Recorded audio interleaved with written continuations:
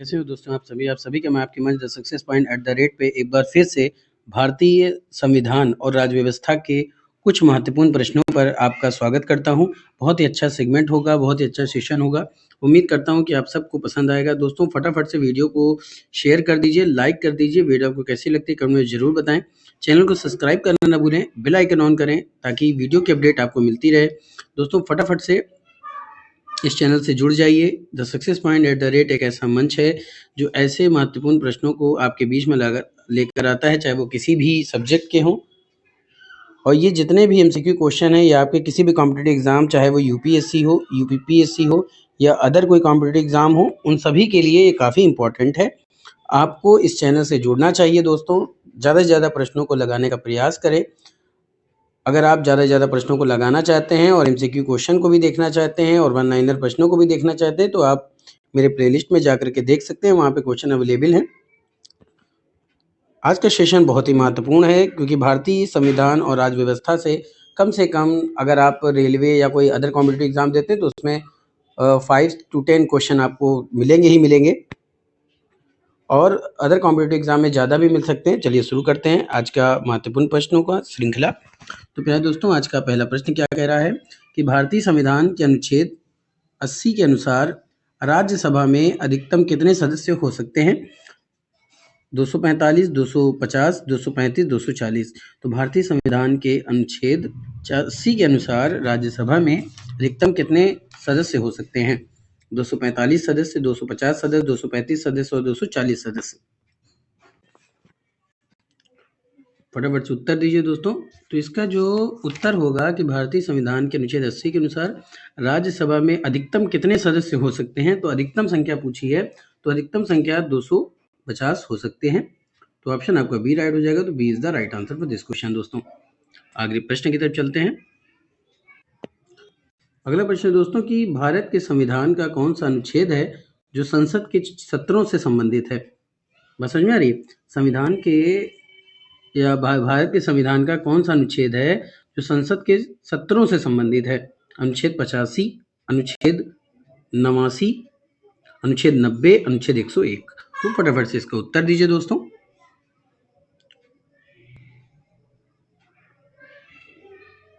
कि भारत के संविधान का कौन सा अनुच्छेद है जो संसद के सत्रों से संबंधित है?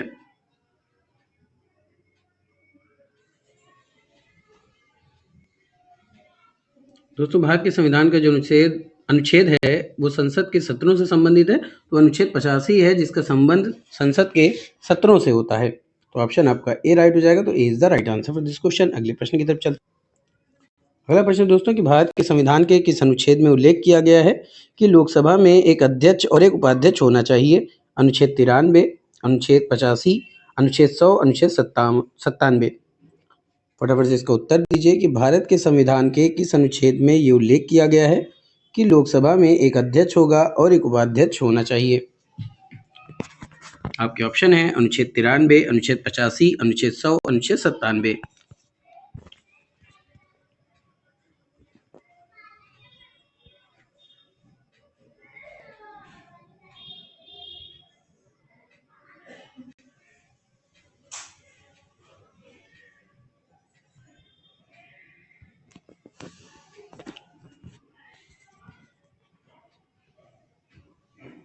दोस्तों भारत के संविधान के जिस अनुच्छेद में यह उल्लेख किया गया है कि लोकसभा में एक अध्यक्ष होगा और एक उपाध्यक्ष भी होगा, तो ये किया गया है अनुच्छेद 93 में। तो ऑप्शन आपका ए राइट हो जाएगा।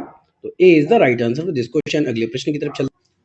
अगला प्रश्न कह रहा है दोस्तों कि भारत के संविधान के निम्नलिखित में से कौन सा अनुच्छेद है जो संसद के प्रत्येक सदन के लिए एक अलग सचिव स्टाफ के लिए परिभाषित करता है? भारत के संविधान के निम्नलिखित में से कौन सा अनुच्छेद है जो संसद के प्रत्येक सदन के लिए एक अलग सचिवीय स्टाफ के लिए परिभाषित करता है या स्टाफ को परिभाषित करता है? तो अनुच्छेद 98, अनुच्छेद 123, अनुच्छेद 155, अनुच्छेद 34।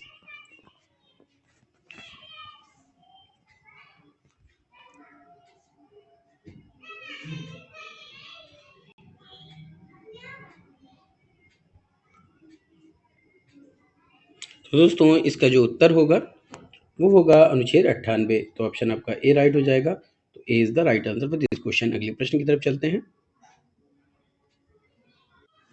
अगला प्रश्न है दोस्तों कि भारत के संविधान के किस अनुच्छेद के अनुसार सदन की बैठक करने की गणपूर्ति सदन के सदस्यों की कुल संख्या का 10वां भाग है? तो भारत के संविधान के किस अनुच्छेद के अनुसार सदन की बैठक करने की गणपूर्ति सदन के सदस्यों की कुल संख्या का 10वां भाग है? अनुच्छेद 100, अनुच्छेद 101, अनुच्छेद 102, अनुच्छेद 103। दोस्तों ये इंपॉर्टेंट प्रश्न है, तो फटाफट से इसका उत्तर दीजिए।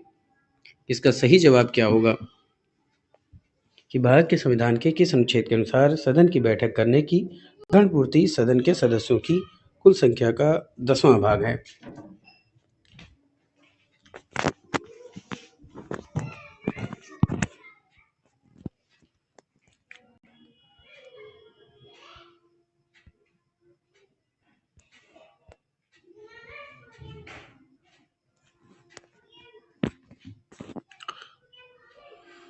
तो मेरे दोस्तों ये है अनुच्छेद 100, तो ऑप्शन आपका ए राइट हो जाएगा। तो A is the right answer for this question. अगले प्रश्न की तरफ चलते हैं।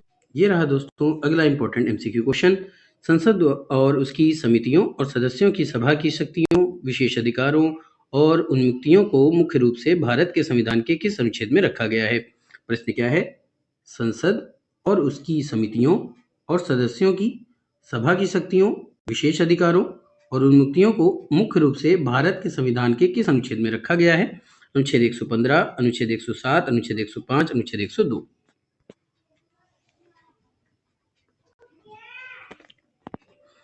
फटाफट से उत्तर दीजिए दोस्तों।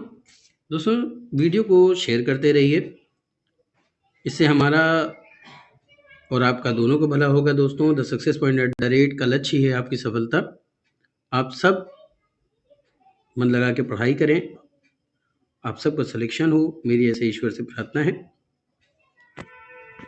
तो ज़्यादा से ज़्यादा लोगों तक शेयर करें। वीडियो आपको कैसी लगती है कमेंट में ज़रूर बताएं दोस्तों। तो संसद और उसकी समितियों और सदस्यों की सभा की शक्तियों, विशेष अधिकारों और उन्मुक्तियों को मुख्य रूप से भारत के संविधान के जिस अनुच्छेद में रखा गया है वो है अनुच्छेद 105। तो ऑप्शन आपका सी राइट हो जाएगा। C is the right answer for this question. अगले प्रश्न की तरफ चलते हैं। अगला प्रश्न कह रहा है दोस्तों कि भारत के संविधान का कौन सा अनुच्छेद राष्ट्रपति को संसद के दोनों सदनों की संयुक्त बैठक बुलाने की शक्ति प्रदान करता है? अनुच्छेद 331, अनुच्छेद 108, अनुच्छेद 105, अनुच्छेद 85। भारत के संविधान का कौन सा अनुच्छेद है जो राष्ट्रपति को संसद के दोनों सदनों की संयुक्त बैठक बुलाने की शक्ति प्रदान करता है? अनुच्छेद 101, अनुच्छेद 331, अनुच्छेद 108, अनुच्छेद 105, अनुच्छेद 85।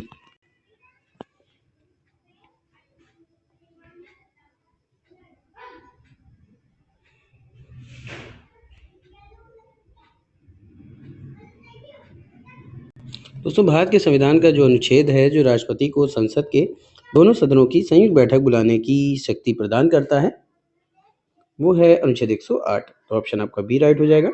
B is the right answer for this question. अगले प्रश्न की तरफ चलते हैं। अगला प्रश्न है दोस्तों कि भारत के संविधान के निम्नलिखित में से किस अनुच्छेद के अनुसार धन विधेयक को राज्यों की परिषद में पेश नहीं किया जाएगा? याद रखिएगा, भारत के संविधान के निम्नलिखित में से किस अनुच्छेद के अनुसार धन विधेयक को राज्यों की परिषद में पेश नहीं किया जाएगा? ऑप्शन है अनुच्छेद 109, अनुच्छेद 354, अनुच्छेद 298, अनुच्छेद 193। भारत के संविधान के निम्नलिखित में से किस अनुच्छेद के अनुसार धन विधेयक को राज्यों की परिषद में पेश नहीं किया जाएगा?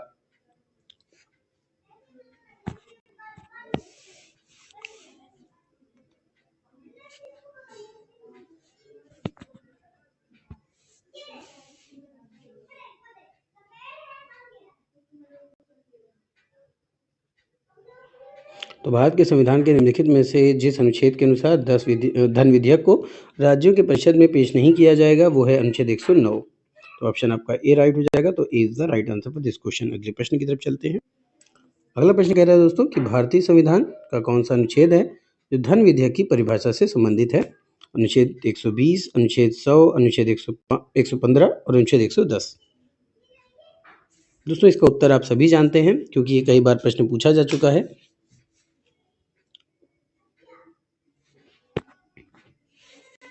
तो भारतीय संविधान का कौन सा अनुच्छेद है जो धन विधेयक की परिभाषा से संबंधित है?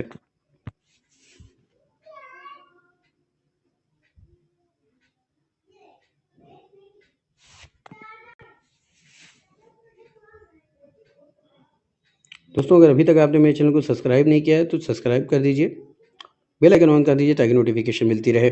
अगर आप और एमसीक्यू क्वेश्चन को देखना चाहते हैं या प्ले लिस्ट में देखना चाहते हैं और वन लाइन प्रश्नों को देखना चाहते हैं तो आप प्ले लिस्ट ज़रूर देखें। प्ले लिस्ट में ये सारे एमसीक्यू क्वेश्चन भी अवेलेबल हैं और वन लाइनर प्रश्न भी अवेलेबल हैं। आप उसको देख सकते हैं, अपनी तैयारी को मजबूत कर सकते हैं।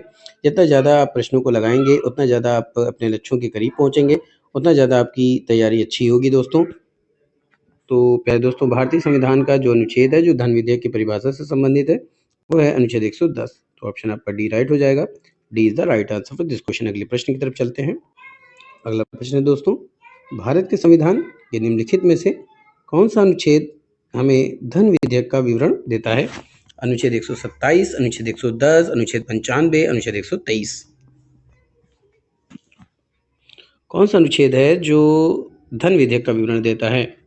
ऐसे भी प्रश्न पूछे जा सकते हैं, तो फटाफट से उत्तर दीजिए। अनुच्छेद 127 होगा, अनुच्छेद 110 है, अनुच्छेद 95 या फिर अनुच्छेद 123।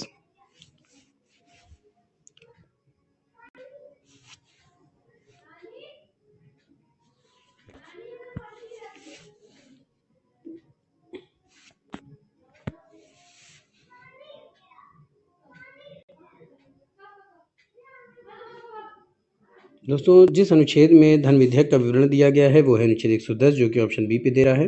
B is the right answer for this question. अगले प्रश्न की तरफ चलते हैं। अगला प्रश्न है दोस्तों, भारत के संविधान का कौन सा अनुच्छेद या उल्लेख करता है कि संसद में कामकाज हिंदी या अंग्रेजी में किया जाएगा?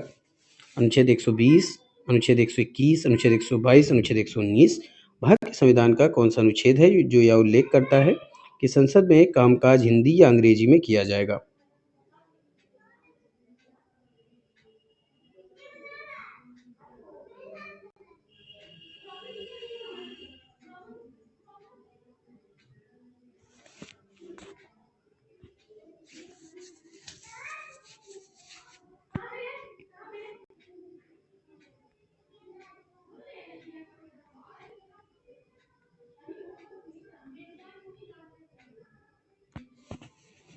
तो प्यारे दोस्तों, भारत के संविधान का जो अनुच्छेद यह उल्लेख करता है कि संसद में कामकाज हिंदी या अंग्रेजी में किया जाएगा वो है अनुच्छेद 120। तो ऑप्शन आपका ए राइट हो जाएगा।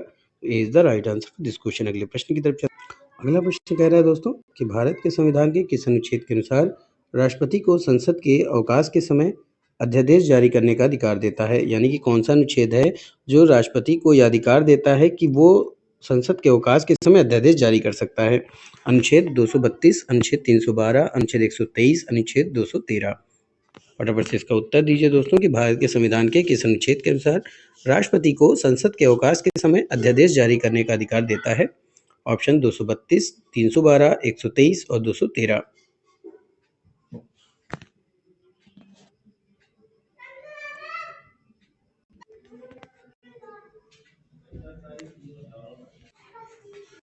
तो दोस्तों इसका सही उत्तर होगा अनुच्छेद 123, जो कि ऑप्शन सी पे दे रहा है। तो C is the right answer for this question. अगला प्रश्न कह रहा है दोस्तों कि सर्वोच्च न्यायालय के न्यायाधीशों की नियुक्ति राष्ट्रपति के द्वारा भारतीय संविधान के किस अनुच्छेद के तहत की जाती है?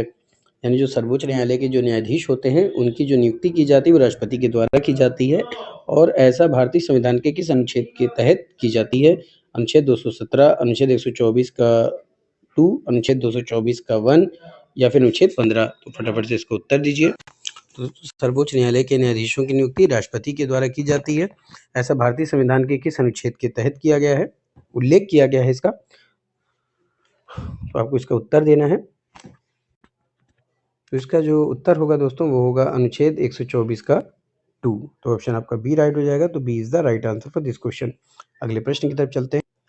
अगला प्रश्न कह रहा है कि भारत के संविधान का कौन सा अनुच्छेद विशेष न्यायाधीशों की नियुक्ति से संबंधित है? अनुच्छेद 126, अनुच्छेद 127, अनुच्छेद 128, अनुच्छेद 125। भारत के संविधान का कौन सा अनुच्छेद है जो विशेष न्यायाधीशों की नियुक्ति से संबंधित है? ये इंपॉर्टेंट प्रश्न प्यारे दोस्तों, अक्सर एग्जाम में पूछता है कि भारत के संविधान का कौन सा अनुच्छेद है जो विशेष न्यायाधीशों की नियुक्ति से संबंधित है।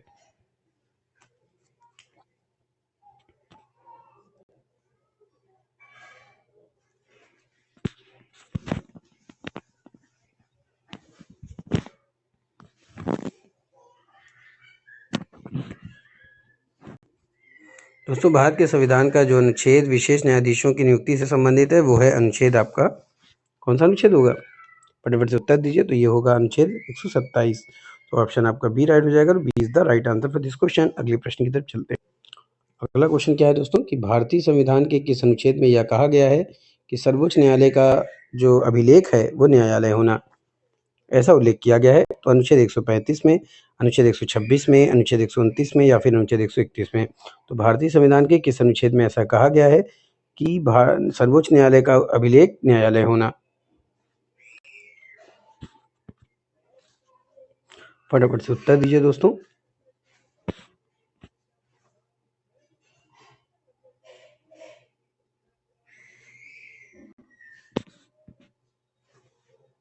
दोस्तों ऐसा कहा गया है अनुच्छेद 100 किसमें कहा गया है? फटाफट से उत्तर। तो अनुच्छेद ये कहा गया है 129 में। तो ऑप्शन आपका सी राइट हो जाएगा। तो C is the right answer for this question. अगले प्रश्न की तरफ चलते हैं। अगला प्रश्न है कि भारत के संविधान का कौन सा अनुच्छेद यह घोषणा करता है कि उच्चतम न्यायालय का स्थान यानी सीट दिल्ली में है? भारतीय संविधान का कौन सा अनुच्छेद है जो यह घोषणा करता है कि उच्चतम न्यायालय का स्थान दिल्ली में है? अनुच्छेद 131, अनुच्छेद 130, अनुच्छेद 132, अनुच्छेद 129। फटाफट से इसका उत्तर दीजिए दोस्तों कि भारत के संविधान का ऐसा कौन सा अनुच्छेद है जो यह घोषणा करता है कि उच्चतम न्यायालय का स्थान दिल्ली में है? बताइए दोस्तों। उम्मीद करता हूँ कि सेशन आपको पसंद आ रहा होगा। इससे पहले कि जितने भी वीडियो डाले गए हैं उसके लिए भी मैं उम्मीद करता हूँ कि आप सबने पसंद किया होगा। दोस्तों ज़्यादा से ज़्यादा वीडियो को शेयर करें। वीडियो आपको कैसी लगती है कमेंट में ज़रूर बताएं। बड़ी मेहनत के साथ दोस्तों इस वीडियो को आप लोग के लिए बनाकर लाता हूँ, आपके बीच में डिस्कशन करता हूँ, चाहे वो कोई टॉपिक हो या फिर एमसीक्यू क्वेश्चन हो। दोस्तों आप लोग से बस एक सपोर्ट है और एक सपोर्ट चाहता भी हूँ दोस्तों कि आप लोग हमारे चैनल का सपोर्ट करें, जिससे हमारा चैनल ग्रो कर सके दोस्तों, जिससे मैं कुछ ऐसा और मतलब प्रोग्रेस कर सकूं या और अच्छे से अच्छा पेश करने का कोशिश कर सकूं या प्रयास कर सकूं, जिससे आप लोग का सिलेक्शन और जल्दी से जल्दी हो। तो दोस्तों इसी के लिए मैं चाहता हूं कि आपसे गुजारिश है कि चैनल को ज़्यादा से ज़्यादा लोगों तक पहुंचाने का प्रयास करें। जितने ज़्यादा लोग वीडियो को देखेंगे उससे हमारा मनोबल बढ़ेगा और हम और अच्छा करने का प्रयास करेंगे दोस्तों। तो भारत के संविधान का कौन सा अनुच्छेद है जो यह घोषणा करता है कि उच्चतम न्यायालय का स्थान दिल्ली में है? ये है प्यारे दोस्तों 130। तो अनुच्छेद 130 बी पे दे रहा है। B is the right answer for this question. अगले प्रश्न की तरफ चलते। अगला प्रश्न है निम्नलिखित में से कौन सा अनुच्छेद सर्वोच्च न्यायालय की सहायक शक्तियों से संबंधित है? यानी ऐसा कौन सा अनुच्छेद है जो सर्वोच्च न्यायालय की सहायक शक्तियों से संबंधित है? अनुच्छेद 150, अनुच्छेद 143, अनुच्छेद 138, अनुच्छेद 140। दोस्तों फटाफट से इसका उत्तर दीजिए। बहुत ही इंपॉर्टेंट प्रश्न है। अक्सर इस तरह के प्रश्न आपके एग्जाम में पूछे जाते हैं, चाहे वो यूपीएससी हो, यूपीपीएससी हो या अदर कोई कॉम्पिटिटिव एग्जाम हो। ज़्यादातर ऐसे क्वेश्चन आपके एसएससी में पूछे जाते हैं। तो सर्वोच्च न्यायालय की सहायक शक्तियों से संबंधित कौन सा अनुच्छेद है, आपको इसका उत्तर देना है। तो अनुच्छेद 150, अनुच्छेद 143, अनुच्छेद 138, अनुच्छेद 140। फटाफट से उत्तर दीजिए। तो प्यारे दोस्तों ये जो अनुच्छेद होगा ये होगा अनुच्छेद 140, जिसके तहत सर्वोच्च न्यायालय की सहायक शक्तियां के बारे में उल्लेख किया गया है। किसमें? अनुच्छेद 140 में इसका उल्लेख किया गया है। तो ऑप्शन में आपका डी राइट हो जाएगा। तो D is the right answer for this question. अगले प्रश्न की तरफ चलते हैं। आगे का प्रश्न है कि भारतीय संविधान का कौन सा अनुच्छेद यह कहता है कि सर्वोच्च न्यायालय द्वारा घोषित कोई भी कानून भारत की सीमा में आने वाले सभी न्यायालयों के लिए बाध्य होगा? अनुच्छेद 127, अनुच्छेद 133, अनुच्छेद 147, अनुच्छेद 141। भारतीय संविधान का कौन सा अनुच्छेद यह कहता है कि सर्वोच्च न्यायालय के द्वारा जो भी घोषित कानून है वो भारत की सीमा में आने वाले सभी न्यायालयों के लिए बाध्य होगा? अनुच्छेद 127, अनुच्छेद 133, अनुच्छेद 147, अनुच्छेद 141।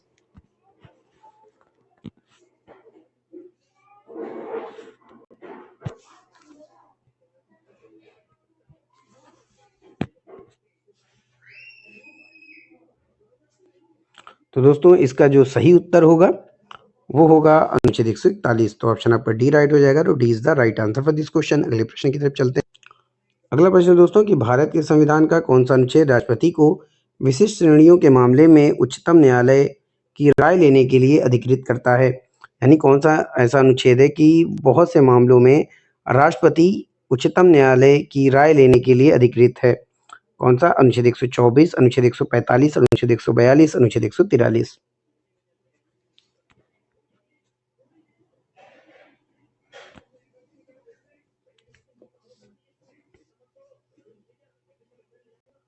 दोस्तों उत्तर देते रहिए आप लोग। देखिए जितना ज़्यादा आप प्रश्नों को लगाएंगे उससे आप ये जान पाएंगे कि कौन सा क्वेश्चन किस तरह से पूछा जाता है, कौन सा पार्ट से क्वेश्चन कैसे आते हैं। तो इसका जो सही उत्तर होगा कि भारत के संविधान का कौन सा अनुच्छेद है जो राष्ट्रपति को विशिष्ट श्रेणियों के मामलों में उच्चतम न्यायालय की राय लेने के लिए अधिकृत करता है। तो ये होगा अनुच्छेद 143। तो ऑप्शन आपका डी राइट हो जाएगा। D is the right answer for this question. अगले प्रश्न की तरफ चलते। अगला प्रश्न है दोस्तों कि भारत के संविधान के किस अनुच्छेद में यह कहा गया है कि भारत के क्षेत्र में सभी प्राधिकरण नागरिक और न्यायिक सर्वोच्च न्यायालय की सहायता के लिए कार्य करेंगे। यानी भारतीय संविधान के किस अनुच्छेद में ऐसा कहा गया है कि जो भारत के क्षेत्र में जो सभी प्राधिकरण हैं, नागरिक हैं, न्यायिक और सर्वोच्च न्यायालय की सहायता के लिए कार्य करेंगे।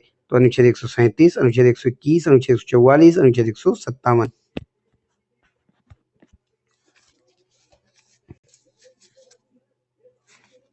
तो इसका जो उत्तर होगा वो होगा अनुच्छेद 144। ऑप्शन सी राइट हो जाएगा। तो C is the right answer for this question. अगले प्रश्न की तरफ चलते हैं। अगला प्रश्न है दोस्तों कि भारत के संविधान में वह कौन सा अनुच्छेद है जिसमें भारत के नियंत्रक और महालेखा परीक्षक का उल्लेख किया गया है?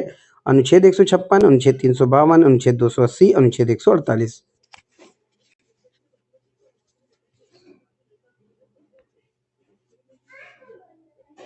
दोस्तों भारत के संविधान में कौन सा ऐसा अनुच्छेद है जिसमें भारत के नियंत्रक और महालेखा परीक्षक का उल्लेख किया गया है? तो ये किया गया है अनुच्छेद 148 में। तो ऑप्शन आपका डी राइट हो जाएगा। D is the right answer for this question. अगले प्रश्न की तरफ चलते हैं। अगला प्रश्न है दोस्तों कि भारत के संविधान में कौन सा अनुच्छेद भारत के नियंत्रक और महालेखा परीक्षक के कर्तव्यों और शक्तियों से संबंधित है? अनुच्छेद 234, अनुच्छेद 149, अनुच्छेद 189, अनुच्छेद 354।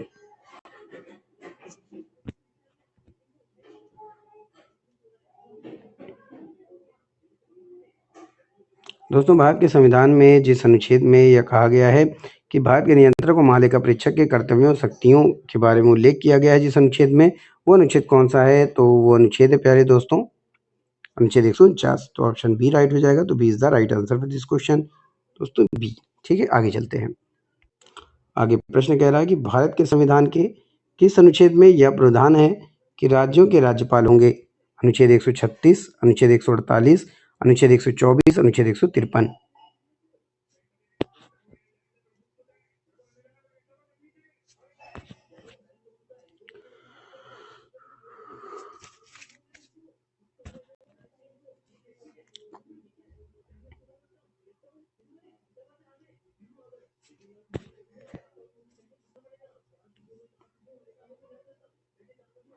दोस्तों भारत के संविधान के जिस अनुच्छेद में यह प्रावधान है कि राज्यों के राज्यपाल होंगे, तो वो होगा अनुच्छेद 153। तो ऑप्शन आपका डी राइट हो जाएगा। D is the right answer for this question. अगले प्रश्न की तरफ चलते हैं। अगला प्रश्न है दोस्तों कि भारतीय संविधान का कौन सा अनुच्छेद राज्यपाल की सभी कार्यकारी शक्तियों से संबंधित है? अनुच्छेद 150, अनुच्छेद 157, अनुच्छेद 154, अनुच्छेद 156।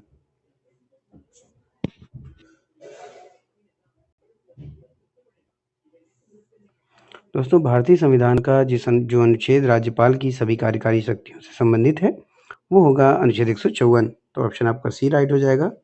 सी is the right answer for this question. अगले प्रश्न की तरफ चलते हैं। फटाफट से इसका उत्तर दीजिए दोस्तों कि भारतीय संविधान का कौन सा अनुच्छेद है जो राज्यपाल की क्षमादान शक्ति से संबंधित है?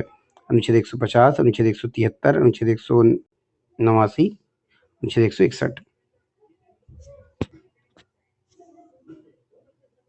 तो प्यारे दोस्तों जो इसका उत्तर होगा वो होगा अनुच्छेद 161। तो ऑप्शन आपका डी राइट हो जाएगा। तो D is the right answer for this question. दोस्तों ये था आज का शानदार महत्वपूर्ण प्रश्नों की श्रृंखला। उम्मीद करता हूँ कि आप सबको पसंद आया होगा। फिर मिलेंगे इसी जुनून के साथ इसी चैनल पे। तब तक के लिए जय Hind. Wish you all the best.